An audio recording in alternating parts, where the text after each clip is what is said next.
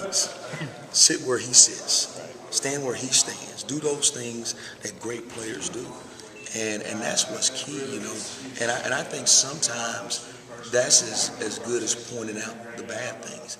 Showing kids a really sound example of what great players play like. And so, from a layman's perspective, Dan, talking about being soft in pass coverage, is that essentially cornerbacks are even starting to play too far away from receivers? Does no, it even start there? it's collective.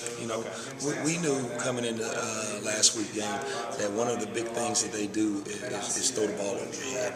They're very effective not only throwing it underneath but vertical. And what we wanted to do was not have any balls thrown over our head, and we wanted to create no yards after catch. But we weren't able to do a couple of those. They were able to throw it in some of our pressures and make really the one that they made versus Wade. Wade was in position. They threw it to the back of his zone. They make a great play and a great catch. The next one is fire zone. We were in the fire zone, and they throw one right down the field where we could have been better and did some things better to help ourselves, but we didn't. They executed well, and we didn't. And what we've got to do is when we play against teams like this, we've got to be able to eliminate yards after catch. People are too good and too skilled to say they're not going to catch balls.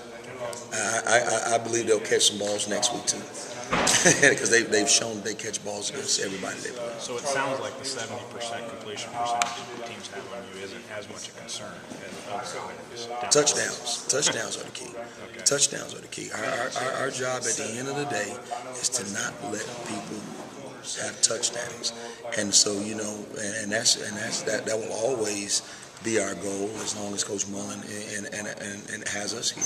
We don't want people to score touchdowns. We want to be able to kick field goals.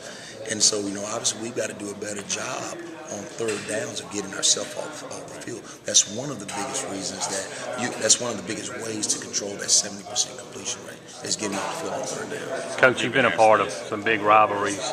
In your coaching career, how would you categorize this rivalry right here? It's up there, especially for an in-state rivalry.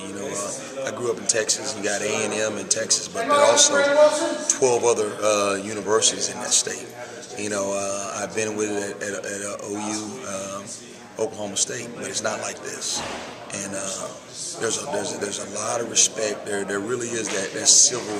That split right down the middle of the state of who's who. So you feel the intensity of it being year two, and the stakes only go higher and higher and higher because everybody wants that bragging right for the next year. Like you said, you've been mostly a Big 12 guy. Do you remember a moment when there was conversation or something happened and you kind of realized, I'm sure you knew about the Egg Bowl, but just how big it was? Until you experience it, you can talk about it, you can say it, but until you actually touch it and it touches you, you realize how important and how not only important and critical it is to this state for a lot of reasons. I mean, for recruiting, for so many different levels, it's important in both schools because, again, we're all vying for the same respect in the state, and so it makes it a really, really big game.